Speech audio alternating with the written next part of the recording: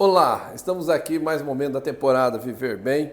Hoje nós vamos falar um pouquinho com o nosso convidado chamado Bruno Soares. Ele é técnico em hemodinâmica há 14 anos e ele vai falar sobre hemodinâmica. Ele trabalha em 2 hospitais referências aqui e eu acho uma formação muito importante para a população, porque quando a gente fala o que é hemodinâmica, não sabe nem o que é isso. Então, seja bem-vindo, Bruno, tudo bom? Tudo ótimo, Alexandre, obrigado pelo convite. Então, vamos falar de hemodinâmica. O que é hemodinâmica? Como o próprio nome diz, hemodinâmica é hemo de sangue e dinâmica da circulação, movimento do sangue. Onde tem veias e artérias e o sangue vai, hemodinâmica está atuando. Trabalho em 2 hospitais de referência no estado de Goiás, aqui no Hospital Hospital do Coração de Goiás e ali no Hospital Anis Rassi. São ótimos hospitais, tem hemodinâmica com aparelhos extremamente modernos, médicos extremamente competentes. Aqui no Hospital do Coração nós temos o Dr. Silvério, o Dr. Leandro, o Dr. Flávio, que são médicos assim, que estão prontamente dispostos, né? Assim, hemodinâmica tem uma disponibilidade de 24 horas, né? Para os infartos, AVCs, as tromboses que acometem a população, né? Ali no Hospital Anis Rassi, que é um hospital excelente, uma estrutura perfeita. Temos o Dr. Vinícius Dyer, Dr. Fabrício Las Casas, temos o Dr. Rogério e o Dr. Tana, que são médicos assim excepcionais. E hemodinâmica hoje, ela atua, nós costumamos falar que a hemodinâmica é um arqui-inimigo dos cirurgiões, porque todos os procedimentos feitos em hemodinâmica são minimamente invasivos. No popular, hemodinâmica tenta evitar cortes, né, doutor? Vamos falar assim. Hemodinâmica hoje atua, são vários profissionais que atuam, é uma equipe multiprofissional. Não é só um tipo, né, de profissional? Não, cada órgão acometido por uma lesão vascular, né, é um especialista diferente. Para os infartos temos os hemodinamicistas, para os AVCs temos os neurocirurgiões ou neurovasculares intervencionistas e para a parte vascular temos os vasculares propriamente dito, né? Mas acontece que o carro-chefe das hemodinâmicas nessas que eu atuo são a parte de cardiologia, porque a parte cardiovascular hoje ela está dentro das 7 maiores causas de mortes no mundo. Nossa, né? Bastante. E não deveria ser, porque o arsenal que a gente tem para poder se proteger de um problema cardiovascular é gigantesco, só que muitas vezes a gente acaba postergando, né? Você sente uma dorzinha no peito, você toma um remédio, você sente uma dorzinha e você fuma, poderia estar reduzindo pelo menos o cigarro, sei que parar é difícil. O homem não se cuida. Não se cuida. Várias coisas, uma rotina... A mulher se cuida um pouquinho mais. A mulher se cuida um pouco mais. Então lá você tem um índice maior de homens do que de mulher? O índice de infartos em homem é muito maior do que mulher. Um dia normal, digamos que tenhamos 10 pacientes, 8 são homens. É muito. Se formos dividir isso... tem vários fatores de infarto, tem trombo, dissecção espontânea das coronárias do coração. O trombo, só para o povo saber, o que seria um trombo? É uma placa de gordura, digamos que ela se desloque. Dentro das artérias do coração, que nós chamamos de coronária, elas deslocam e nesse deslocar, ela forma uma placa de coágulo, de trombo em cima e vai migrando. E chega a um local, a uma coronária, que ela não consegue passar. Ela passa, entope e não tem mais fluxo para frente. É igual um rio que você corta o fluxo ali, dali para frente a tendência é morrer. É um infarto. Que tem um infarto parcial, que é a suboclusão, que a gente fala, e tem um infarto que é a oclusão 100%, total, que acaba sendo mais mortal. Né? Nós temos várias coronárias. O infarto agudo do miocárdio total, às vezes não dá nem tempo de chegar na hemodinâmica. Não dá nem tempo. Então, assim, um conselho que eu dou para quem está nos assistindo: você fuma, você tem um histórico familiar de infarto, você não tem uma dieta muito adequada, o colesterol não está legal, o peso está um pouquinho acima. Não faz atividade física. Não faz atividade física, que hoje é muito difícil. Então, assim, gordura de tudo que é tipo. Tudo quanto é tipo. A gente acaba escolhendo o açougue quando vai escolhendo a carne, aquela mais gordinha. Torresmo da vida. Torresmo da vida. Então, assim, o mínimo sintoma de infarto, você vai para um hospital, vai para um hospital que tem hemodinâmica. Porque você vai para um hospital que não tem hemodinâmica, você faz um eletro, você faz um teste de enzima, que é o que altera quando você tem um infarto. E digamos CKMB, digamos que alterou, você está infartado. Até ligar no hospital que tem hemodinâmica, você conseguir um transporte, é muito tempo perdido. E quanto mais tempo perdido, mais músculo se perde, né? Que é mais tempo sem irrigação. De uma forma geral, os leigos não sabem o que é hemodinâmica. Não sabe o que é hemodinâmica. Muitas pessoas confundem com hemodiálise. Hemodiálise é mais para filtragem, mais por gente. Hemodinâmica está mais ligada à circulação do sangue, né? Onde vai sangue, a hemodinâmica tá junto, né? Junto. Vamos falar assim. Então, a abrangência da hemodinâmica é muito grande. Muito, muito grande. Como eu havia dito, hemodinâmica hoje nós dizemos que é um arqui-inimigo dos cirurgiões. Certo. Há um tempo atrás, uma pessoa infartava, qual que era a única conduta? Ligava para o cirurgião, fazia avaliação, era cirurgia aberta, peito aberto, uma revascularização do miocárdio. E além de cortar a perna, ou a mamária aqui em cima, Exatamente. né? Era peito aberto. A peito aberto, parava o seu coração, fazia a SEC, que é a circulação extracorpórea, é muito impactante para o paciente. Tinha que dar um choque para aquele coração voltar. Isso, vários dias de UTI. E assim, a qualidade de vida do paciente muda totalmente antes e depois de uma cirurgia dessa. Hoje, nós temos hemodinâmica, que a maioria dos infartos, a maioria dos pré-infartos trata-se em hemodinâmica. Através faz o cateterismo, que é a parte do diagnóstico, né, para ver onde que é essa lesão, essa possível lesão. E qual que é a diferença? Vamos pegar esse gancho do cateterismo, quando você faz o cateterismo pela via inguinal, aqui embaixo, ou pela axilar? Hoje, está muito moderno, as técnicas se modernizaram muito. Um tempo atrás, basicamente era feito pela artéria da virilha ou uma dissecção arterial aqui na braquial. Foi se evoluindo as técnicas e hoje, predominantemente, 90% dos casos faz pela artéria radial ou pela virilha, mas 90% é pela artéria radial. A axila não? Não faz mais, não se faz mais. Faz o cateterismo é só o exame, é só para funciona uma artéria, coloca o introdutor, que é um dispositivo hemostático para não ficar sangrando, só o médico, o hemodinamicista, sobe o catéter, vai até o coração e localiza todas as artérias e vai injetando contraste. Isso em uma sala de hemodinâmica, que tem um aparelho de hemodinâmica, que é um aparelho de fluoroscopia, um aparelho extremamente moderno. Aí injeta o contraste pelo pulso. Tá? Isso, exatamente. Funciona, sobe o catéter, o catéter dá cerca de 1 metro, 1,10 m. Sobe até o coração. Não dói nada. Não dói nada. Faz anestesia no local e tem anestesista presente. Então, além de anestesia, você tem uma sedação. Então o cara está dormindo. O cara está dormindo. Às vezes ele fica um pouquinho acordado, porque às vezes precisamos que ele nos ajude, dê alguns comandos, encher o peito, tossir, algumas manobras, porque é normal, existem os endereços das coronárias meio que padrão. Porém, é normal que as pessoas, de vez em quando apareça alguém com alguma variação anatômica, né? Então, assim, às vezes precisa... Existe o coração do lado direito. Existem os cardiodestros. Quando eu comecei a atuar em hemodinâmica, o médico, com vários anos de experiência, falou assim, olha, até hoje eu atendi um cardiodestro. Esse médico já tinha mais de 20 anos de hemodinâmica. Eu tenho 14 anos de hemodinâmica, eu já passei por uns 4 cardiodestros. Né? Também assim, hemodinâmica é para onde vai as pessoas que têm essas características relacionadas ao coração. E quem indica? Por exemplo, a pessoa não sabe procurar. Quem geralmente indica, nesse caso a gente está falando de cardiologia, é o próprio cardiologista?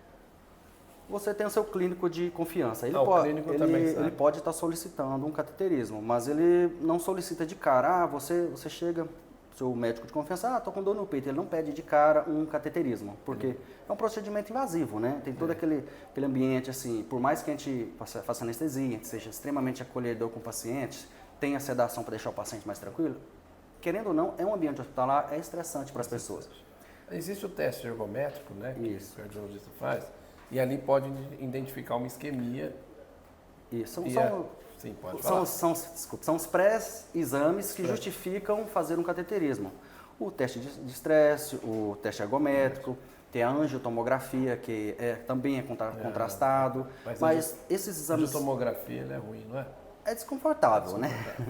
Mas são exames que, dando alterado, sim justifica fazer um cateterismo. Claro que o senhor, como médico, sabe muito melhor do que eu que a clínica é soberana. Existem algumas particularidades. Um paciente com diabetes, ele praticamente não tem sintomas do infarto. Às vezes um infarto, ele tem seus sintomas típicos, né? Dor no peito, vai para o braço esquerdo. Hoje é muito difundido isso. Às vezes uma pessoa não sente nada, só sente uma dormência na mão esquerda. Às vezes tem uma epigastralgia, que é aquele desconforto abdominal, a pessoa vai tomar um remédio para poder, para o estômago. Esses 25 anos que eu sou médico, eu já atuei em pronto-socorros e UTIs da vida, eu já peguei um infarto por soluço. Por soluço. O cara começou a soluçar, passou nos 3 lugares, deram remédio para ele, não melhorou nada.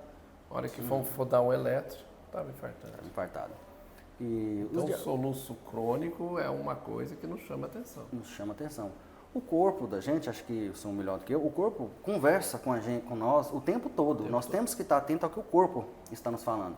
E assim, quando a gente é criança, adolescente, com a mãe te fala uma coisa e você não presta atenção, aquilo tem consequência. Quando o corpo fala com a gente e a gente não dá moral, isso tem uma consequência.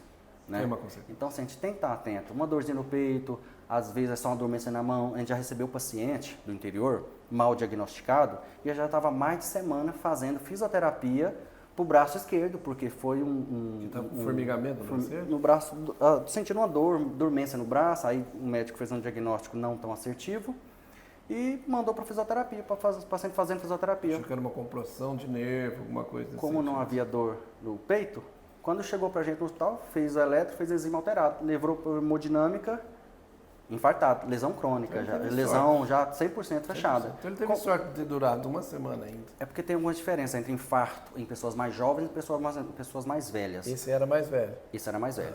Porque o mais jovem não tem colateral, né? Não tem colateral. Uma pessoa mais jovem, o infarto tende a ser mais mortal. Né? É igual uma avenida. Vamos pensar aqui, nós estamos aqui em Goiânia, é a Avenida Anhanguera, que é uma avenida extremamente movimentada. Todo dia você chega lá e coloca um cone. As pessoas vão passando, os carros vão passando, vão ver, peraí, está acontecendo alguma coisa. E vão para as ruas colaterais. Isso é o que o sangue faz no nosso coração.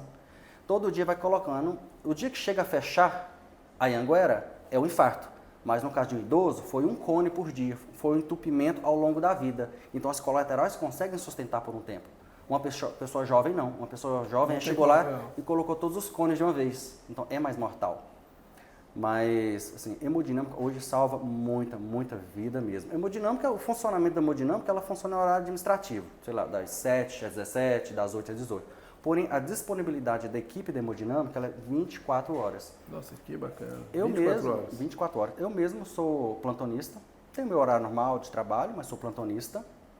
E estou em casa e me ligam, chegou infartado. Nós temos o famoso, para nós é famoso, o tempo porta-balão. Nós temos um tempo pré-definido para chegar no hospital, preparar o paciente, acolher o paciente, preparar o paciente. O paciente já está lá no hospital. O paciente já está no hospital. Nesse meio tempo que o paciente está no hospital, o paciente já é medicado, medicação para dor, já tem algumas medicações que vão preparando o coração para caso precise colocar um stent, né, que é o tratamento. Usa o isordil sublingual. Ainda usa o isordil sublingual. Só tem o detalhe, o isordil, ele é um isordil, isosobida, esses medicamentos vasodilatadores, o hospital fica muito atento, porque se o paciente não tomou nenhum vasodilatador para outras finalidades. Sim, né? para outras finalidades. Porque o paciente já está vasodilatado, ele chega e toma um vasodilatador, existe uma característica que é o coração vai bater a seco. Os vasos do corpo estão tão dilatados, o sangue está tão nas periferias, que o coração fica meio que de segundo plano. Então, assim, é feita toda uma triagem, toda uma entrevista com o paciente, mesmo estando infartado, faz aquela entrevista rápida ali com o paciente, enfermeira dos pronto-socorros, tanto aqui do Hospital do Coração de Goiás, como os Hospital Nas Raças, tem os plantonistas médicos do pronto-socorro, as enfermeiras são extremamente preparados, muito bem ágeis, treinados. Eles conseguem fazer uma triagem assim, muito rápido. O tempo porta-balão que eu estava falando é o tempo que eu tenho. O paciente tocou no totem lá, tirou uma senha, dor no peito, a partir daquele momento começa a se contar o tempo porta-balão, que é o tempo entre tirar a senha lá do totem e o médico está passando o fio guia dentro da coronária para restabelecer o fluxo. Esse é o tempo porta-balão. Já está passando. Já está passando. Então, assim, tudo nesse meio tempo você contabilizado. está se deslocando. Nesse meio tempo eu estou me deslocando. Tá. Essa primeira parte do acolhimento do paciente no pronto-socorro, o enfermeiro faz a triagem, já solicita os exames, o médico já atende, né, do pronto-socorro, já atende, já solicita os exames, confirmando tudo. Nesse meio tempo já me ligaram, eu já estou em deslocamento. Quando eu chego, os exames já saíram, a enzima já saíram, o eletro já está diagnosticado infarto. É rápido. Não tem negócio de 2, 3 horas demorado, não? Não. Tempo é músculo, tempo é vida. Tempo é vida. É igual eu estava falando. Você vai perdendo músculo. Vai perdendo músculo. A gente fala que a fração de ejeção, quanto mais o músculo enfraquece, o músculo cardíaco enfraquece, menos ele perde essa capacidade de bombear. A gente vai falando que o músculo vai perdendo a fração de ejeção, vai diminuindo a fração de ejeção. E nesse meio tempo que eu estou deslocando, toda a equipe já vai preparando. Quando eu chego na hemodinâmica, eu sou técnico em hemodinâmica, o anestesista e o hemodinamicista, já está todo mundo pronto para atender o paciente e tirar ele desse socorro. Né?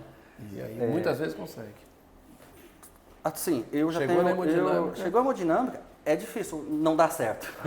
O problema é o paciente deslocar de onde ele está até um hospital. Por isso que eu falei, em um hospital que tem hemodinâmica, não perca tempo. Ah, eu estou com dorzinha na cabeça, pode ser um AVC. Não vai para o hospital que não tem hemodinâmica. Ah, dor no peito ou alguma dessas características. Você tem alguma dessas predisposições para infarto. Não vai para onde não tem hemodinâmica. Ah, minha perna está inchada, meu pé está pesado. Uma mulher, no caso, que faz uso de anticoncepcional de longa data, que tem uma certa predisposição à trombose. Sim, sim. Ah, tem inchado. Não vai para um hospital que não tem hemodinâmica. Se você vai para um hospital grande, hospital do coração, hospital de raça, não, chegou lá, ah, não é infarto, não é trombose, não é AVC, ótimo, graças a Deus, volta para sua casa feliz, né? E você foi para o melhor lugar que tinha, teve o melhor diagnóstico, um diagnóstico assertivo, em tempo, né? E agora final de ano. Final de ano, o que as pessoas fazem? Comer, beber e dormir, né? Para nós, em hemodinâmica, é o período do ano mais movimentado que tem para as emergências. Eu já cheguei a atender 4 infartados seguidos no dia, entre o dia 25 de dezembro e o dia 31. Então, assim, não perdemos nenhum paciente, deu tudo certo. Né? Por quê? Eu estou fazendo a minha parte dentro da hemodinâmica, a equipe está acolhendo o paciente. Então, assim, por mais que eu esteja em sala, com o médico, com todos em procedimento, o paciente não fica parado esperando. Tem toda uma equipe em cima já dando suporte, já monitorizando, já avaliando o que está acontecendo em tempo real. Assim, é muito assertivo, é muito rápido. Hemodinâmica é mais um nome que vocês telespectadores estão ouvindo, que vocês têm que gravar. Hemodinâmica. Bruno, como que a gente tem que se prevenir? Existe prevenção? Né, nessa parte cardiológica, o que você conta para nós? Então, doutor Alexandre, sim, existe com certeza a prevenção. É aquela coisa que já está tão batido, mas se a gente não falar, cai-se por terra, né? O óbvio só é óbvio quando é dito. É óbvio quando é dito. As pessoas, conforme vão envelhecendo, é normal o processo degenerativo, é normal. É igual o carro, é normal um carro com o tempo de uso aparecer um vazamento, um pneu murchar, assim somos nós. Com o tempo, é normal que os nossos órgãos vão precisando de uma atenção um pouco mais próximas. Mas coisa que ninguém leva a sério. Que ninguém leva a sério. Mas é importante, se você... Assim, conforme ficando mais velhos, temos sim que ter um acompanhamento médico mais próximo e tudo. Mas se você já tem um fator genético, seu pai ou sua mãe, já levando para o lado da cardiologia, teve um infarto precoce antes dos 40, 60 anos, ou 50, 60 anos, um AVC... Você tem um histórico de trombose na família, já tem que te acender aquela luzinha de alarme. Peraí, pode ser que eu tenha alguma coisa. Um paciente que tem um AVC, faz um diagnóstico, faz uma angiografia cerebral e tudo, o médico... O AVC, só para que vocês estão ouvindo, é o famoso derrame cerebral. Isso. Dependendo do tipo de derrame, ou AVC, que chega para a gente, o médico solicita para todos os familiares próximos fazer uma tomografia, fazer uma angiografia caso tenha alguma alteração, porque existe a possibilidade disso ser congênito. Então, assim, voltando para a parte de cardiologia, como se prevenir, tirando o fator genético, que é esse fator de seu pai, de sua mãe, um tio próximo que já tenha tido problema cardíaco, tirando esse fator que nós não temos controle, uma qualidade de vida relacionada a praticar atividade física, alimentação, controle do colesterol, tudo isso é importante.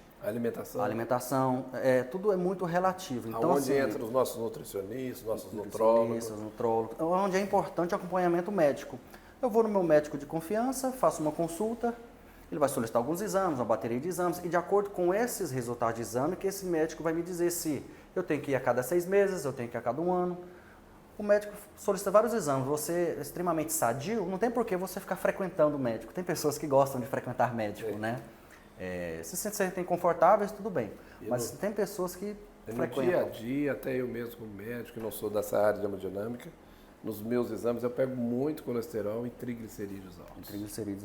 O sedentarismo ainda é um fator muito grande, independente de nós sermos magros ou gordos.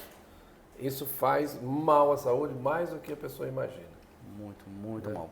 Grande parte dos pacientes que chegam pra gente tem um colesterol alto e nem sabia. Nem sabia. Porque não dói, né? Porque não dói, não tem sintoma. E o paciente a pessoa é magra, ela acha, não, eu sou magra, não tenho gordura.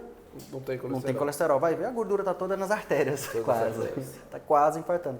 Isso é uma curiosidade, como nós mexemos muito com infarto, a cada 20 infartos que nós temos, não sei se eu posso falar, mas a cada 20 infartos que temos, se tiver uma pessoa que é acima do peso, não vai 20%. A maioria é magro.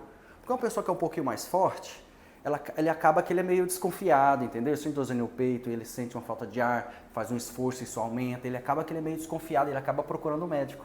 Já uma pessoa magra, fala, não, eu sou magro, eu corro tantos quilômetros, ando de bicicleta, dor no peito, deve ser algo muscular. E acaba que vai postergando, jogando pra frente, jogando pra frente. Tem a mania de falar que é gases, né? Que é gases, e inventam várias desculpas, né? Já tive pacientes que tabagista há 30 anos, teve uma notícia ruim, uma briga no trabalho, infartou. 30 anos de idade. 30 anos de tabagista. Ah, tabagista. Aí brigou no serviço, infartou. Como é difícil a gente colocar na cabeça do paciente que ele infartou por causa do tabagismo. É difícil. É difícil. Ele, não, eu fumo há 30 anos, nunca tive nada, foi a briga no trabalho, não aceita que aquilo de longa data. Acho que foi aquele momento, é aquele assim, a pessoa enche a cara a noite toda. A hora que come azeitona, passar mal, a culpa é da azeitona. Não foi tudo que você misturou. Não, foi a azeitona. Isso acontece demais.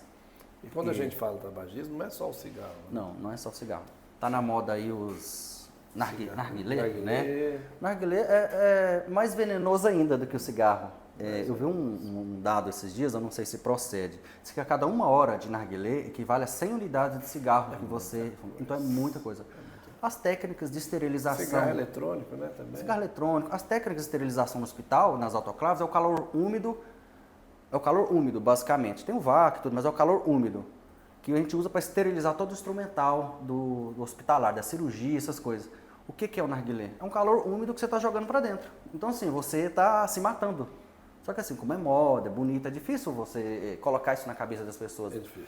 Porque nós da saúde tentando passar uma educação para as pessoas e o mercado, a mídia, internet, colocando contra. É igual educar um filho. Quanto tempo o senhor tem filhos? Quanto tempo o senhor fica com o seu filho em casa? Menos tempo do que o Menos trabalho. tempo.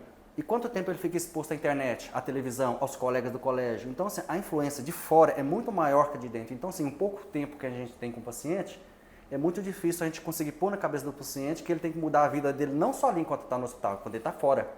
É muito mais fácil acreditar no negativo, né? No negativo. Porque é mais fácil, é mais cômodo. Como que se O fala? negativismo, ele finge que vai te trazer vantagens, né?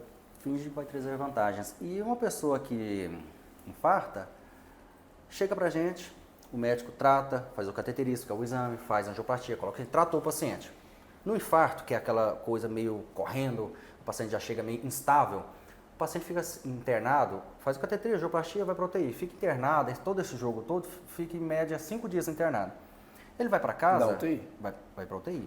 Se a gente não conseguir pôr medo no paciente, é chato, mas se a gente não colocar um medo no paciente que ele pode voltar para a gente se ele não se cuidar, ele acaba não cuidando. Faz a mesma coisa. Porque o médico colocou um stent, ele desentupiu a artéria, ele acha que curou. Não curou. Um stent, uma angioplastia não cura o paciente. Ele trata o que está fechado, ele abre o que está fechado. O que fez o senhor infartar, o que fez o paciente infartar foi a doença dele. Infarta de novo.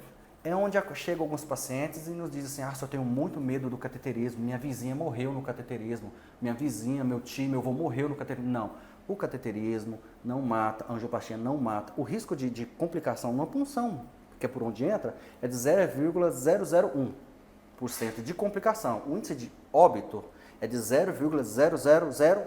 Então, assim, você fazer um cateterismo, uma angioplastia, é muito mais seguro do que você sair na rua para comprar um pão de manhã. Você não sabe se volta. Não sabe se volta. Né? Só que nas grandes cidades, né? Então, a gente tem que pôr na cabeça do paciente que nós não curamos o paciente. Nós os médicos, nós tratamos o que levou o paciente para lá, o infarto. Se ele não tomar a medicação correta, que pós-angioplastia tem algumas medicações que tem que estar tomando. Você deu mais uma chance para ele, né? Volta.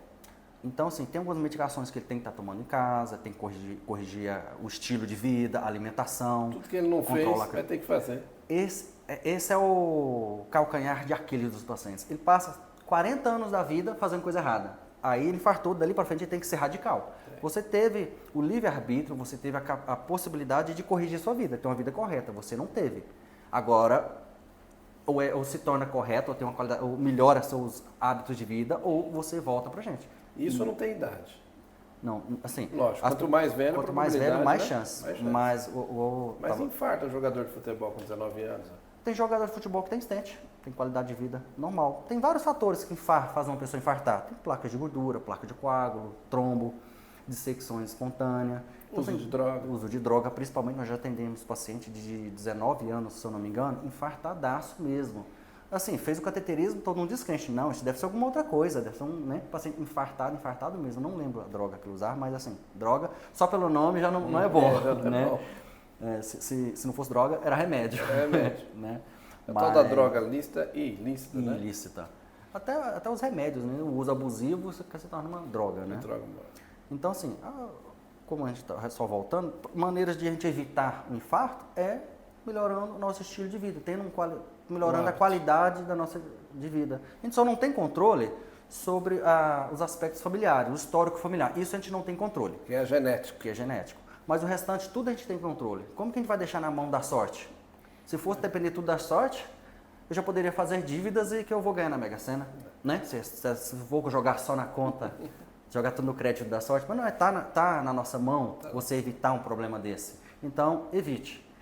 E se acontecer, eu não quero vocês, não quero o senhor, tá, doutor? Como meu cliente, mas se acontecer, vou estar disposto, vou estar à disposição sempre, 24 horas. Nós temos escalas de stand-by, que a gente fala, que é sobre aviso nas hemodinâmicas fora de horário. Sempre estamos à disposição, em tempo. Sempre, sempre, sempre. Foi um prazer, assim, inenarrável esse tipo de entrevista. Nosso colega Bruno, de grande sabedoria que mostrou para nós esse tempo todo. Fantástico. Coisas, acho que muita gente aprendeu. E agradeço a todos vocês que viram o programa e até o nosso próximo programa Viver Bem.